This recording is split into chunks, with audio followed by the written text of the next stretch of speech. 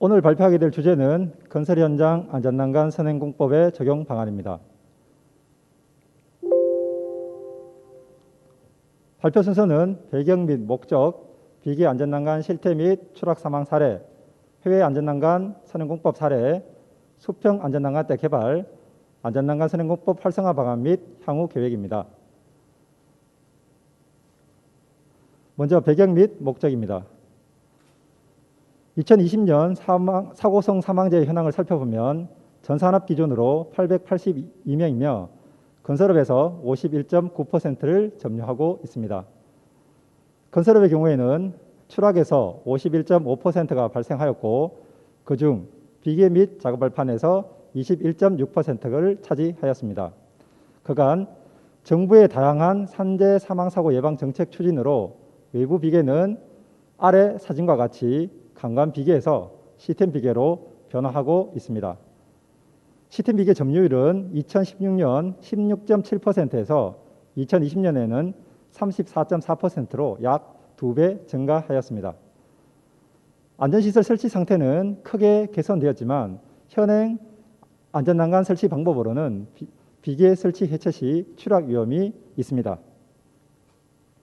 현행 안전난간 설치 공법입니다. 먼저 하부 작업 발판에서 상부의 작업 발판을 설치합니다.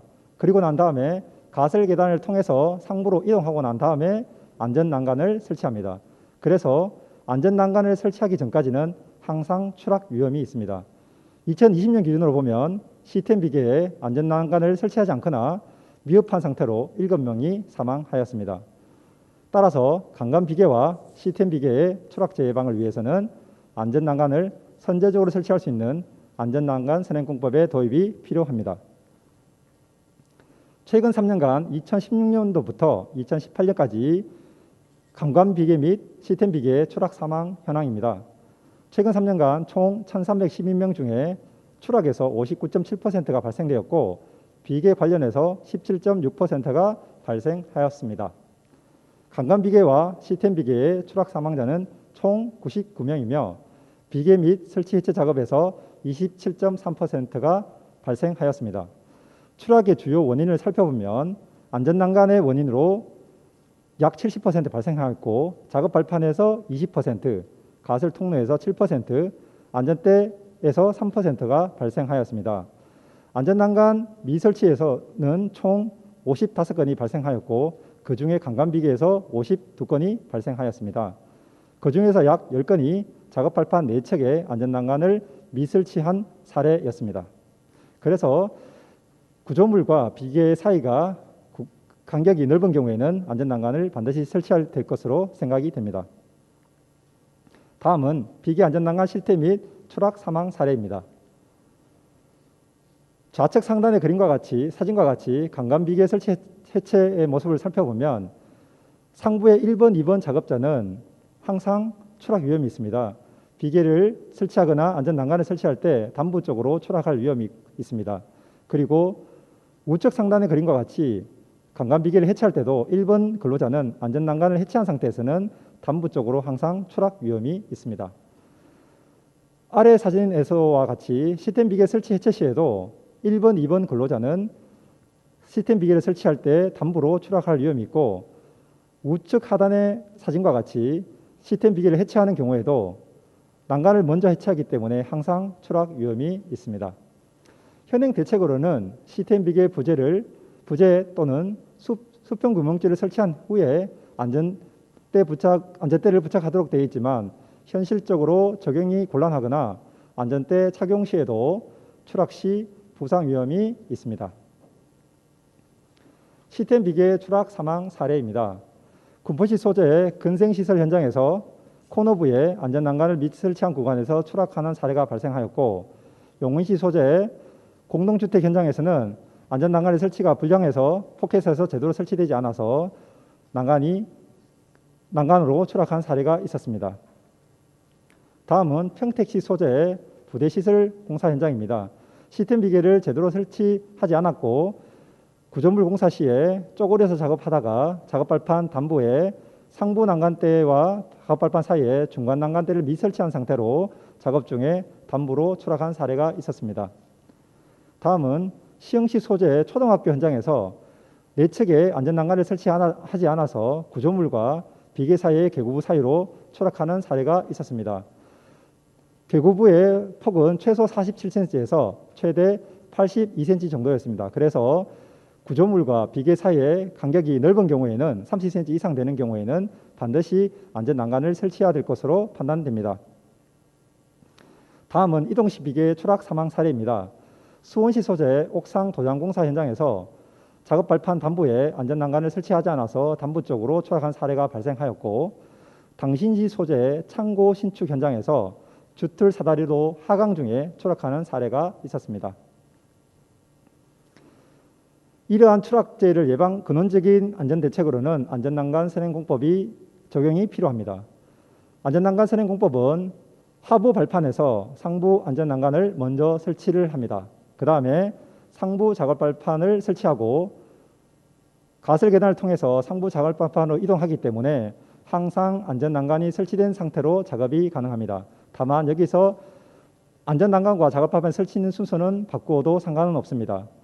안전난간 선행공법의 장점으로는 비계 설치 시에는 상부 작업 발판 설치 전에 안전난간을 미리 설치가 가능하고, 비계 해체 시에는 하부 작업 발판에서 상부 안전난간을 해체할 수 있습니다. 그래서 항상 안전난간이 설치된 상태로 작업이 가능합니다. 다음은 해외 안전난간 선행공법 사례가 되겠습니다. 영국의 경우 강간비계에서 선행공법을 보면 보조 발판을 이용해서 안전난간을 미리 설치하는 방법과 작업 발판에서 비계를 수평재를 연장하는 방법, 그리고 임시 프레임을 이용하여 안전난간을 설치하는 방법이 있습니다. 다음은 시스템 비계입니다. 시스템 비계도 강간비계와 마찬가지로 보조 발판을 이용해서 안전난간을 미리 설치할 수 있습니다. 그리고 조립재 안전난간을 미리 설치하는 방법, 그리고 털령 안전난간을 미리 설치하는 방법, 그리고 상승식 안전난간을 설치하는 방법이 있습니다. 모두 다 시공성과 경제성이 조금 낮은 것으로 판단이 됩니다. 다음은 일본 사례입니다. 일본에서는 교차 가세형 선행 안전난간대를 적용하고 있고, 좌측 사진의 원 부분이 빨간색 원 부분을 보시면 오른쪽에 있는 상세 사진입니다. 상부 난간을 교차 가세의 훅 부분을 수직재의 홀 부분에 걸어서 설치를 할 수 있습니다. 다음은 뉴질랜드 사례입니다. 뉴질랜드에서도 영국과 마찬가지로 상승식 안전난간 선행공법을 적용하고 있습니다. 그리고 순차식 안전난간 설치공법은 하부 발판에서 상부 안전난간을 미리 설치하기 위해서 중간에 임시적으로 설치하는 발판을 설치하기 때문에 시공성은 굉장히 떨어지는 것으로 판단이 됩니다. 그래서 저희는 수평 선행 안전난간대를 개발하였습니다. 개발 방향은 안전난간 선행 설치가 가능하고 기존 수평재를 대체가 가능하며 운반이 편리하고 분리가 가능하도록 설계를 하였습니다. 다음은 수평 선행 안전난간대 설치 동영상을 보시면서 설명을 드리도록 하겠습니다. 영상 보시겠습니다. 영상 재생해 주세요. 자, 보시면 하부 작업 발판에서 보조 수직재를 이용해서 상부 안전난간 위치에 보조 수직재를 먼저 설치를 합니다. 그 다음에 중간 난간대를 기 설치된 보조 수직재 홀에다가 설치를 합니다.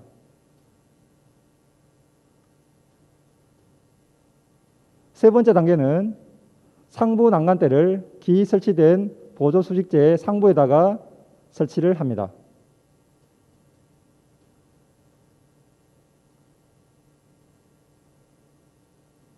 네 번째 단계는 보조 수직재를 기 설치된 안전난간을 고정을 합니다.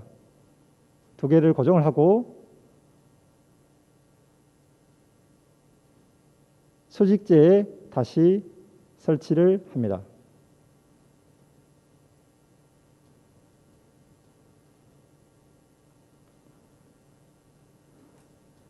그 다음에 쇠기가 제대로 고정하기 위해서 망치로 2번 정도 타격을 해서 견고히 고정합니다. 마지막으로 제대로 설치되는지 보조 수직재가 제대로 설치돼 견고하게 설치되는지 한 번 더 확인을 합니다. 다음은 보조 수직재 설치 영상 1번을 보시겠습니다. 하부 작업 발판에서 보조 수직재를 이용하여 수직재의 플랜지 홀에다가 설치를 합니다. 그리고 쇠기를 고정을 합니다. 여기에서 쇠기 부분과 하부에 그 고정점이 있기 때문에 상부의 후크가 일부 탈락되더라도 수평력이 견딜 수 있도록 설계를 하였습니다. 다음은 보조 수직재 설치 영상 2번을 보시겠습니다. 기 설치된 보조 수직재에서 중간 난간대를 먼저 고정을 합니다. 이 부분이 홀 부분에 체결을 합니다. 그 다음에 상부 난간대를 설치된 보조 수직재 홈에다가 설치를 해서 완성하는 방식으로 설치를 하면 됩니다. 그래서 선행안전난간대가 구조적인 성능은 제대로 발현되는지를 확인하기 위해서 현행 방호장치 안전인정 고시에 조립식 안전난간 성능 기준과 시험 방법을 적용하였습니다. 조립식 안전난간 성능 기준은 총 7가지 항목이 있지만 저희가 개발한 수평 선행 안전난간대는 회전 방지 성능과 미끄럼 시험이 해당이 없기 때문에 총 5가지로 실험을 하였고 전체 다 시험 성능 기준에 만족하는 것으로 확인되었습니다. 다음은 기둥 수직 처짐 및 힘 강도 시험 사례입니다. 수직 처짐 시험은 85kg의 줄을 매달아서 수직 처짐의 기준이 100mm 이하면 되는데 실제 실험한 결과 10mm 이하였습니다. 그래서 성능 기준을 만족하는 것으로 확인되었습니다. 다음은 힘 강도 시험은 160kg의 줄을 매달았을 때 파괴되지 않았습니다. 두 번째로는 수평 난간대 체결부 강도 시험을 실시하였습니다. 체결부 강도 시험은 160kg의 줄을 매달았을 때 파괴되지 않아야 되지만 실제적으로도 실험 결과 파괴되지 않았습니다. 세 번째는 수평 난간대 수직 처짐 및 휨 강도 시험입니다. 난간 지주가 2m에서 상부 난간대 수직 처짐 시험은 120g의 줄을 매달았을 때 처짐 기준이 50mm 이하인데 실험 결과 40mm 이하로 기준에 적합하였습니다. 그리고 휨 강도 시험은 160kg의 줄을 매달았을 때 파괴되지 않아서 성능 시험 기준에는 만족하는 것으로 확인되었습니다. 마지막으로 안전난간 선행공법의 활성화 방안 및 향후 계획입니다. 안전난간 선행공법의 현장 적용을 활성화하게 한 방안으로는 먼저 설계 및 발주 단계에서 설계 도서에 반영을 하고 공공공사 및 대형 현장의 시범 적용이 필요합니다. 제방 목적의 선행안전난간은 산업안전보건관리비로 인정이 필요합니다. 정부의 재정지원 사업과 연계해서 조기 확산이 필요합니다. 그리고 추락위험 예방 신기술 적용 현장은 지도감독 유예 등 인센티브 부여가 필요합니다. 다음은 다양한 종류의 선행안전난간대 개발 분위기 조성을 위해서는 제작, 설계 기준, 안전인증 및 안전기준 마련이 필요합니다. 제조사의 품질관리 역량을 강화할 필요가 있습니다. 가설 기자재의 설계 제조 전문가의 육성이 필요합니다. 시스템 비계 작업안전 지침 등 기준 개정이 필요합니다. 작업안전 지침에 안전난간 선행공법을 포함한 기준 개정이 필요합니다. 그리고 비계와 구조물 사이 개구부 간격이 30cm 이상인 경우에는 안전난간 설치 등 안전 기준을 명확히 할 필요가 있습니다. 다음은 제조사별 비계 작업안전 매뉴얼 및 동영상 개발해서 보고할 수 있도록 유도가 필요합니다. 제조사에서 비계 작업안전 동영상을 제작한 후에 자사 홈페이지에 게시를 하고 건설 현장에서는 동영상을 가지고 안전교육의 자료로 활용할 수 있습니다. 마지막으로 향후 계획입니다. 시스템 비계의 작업안전 지침 등 코샤 가이드 개정이 필요합니다. 그래서 안전난간 선행공법의 작업안전 기준, 비계와 구조물과의 이격거리 안전기준을 명확히 할 예정입니다.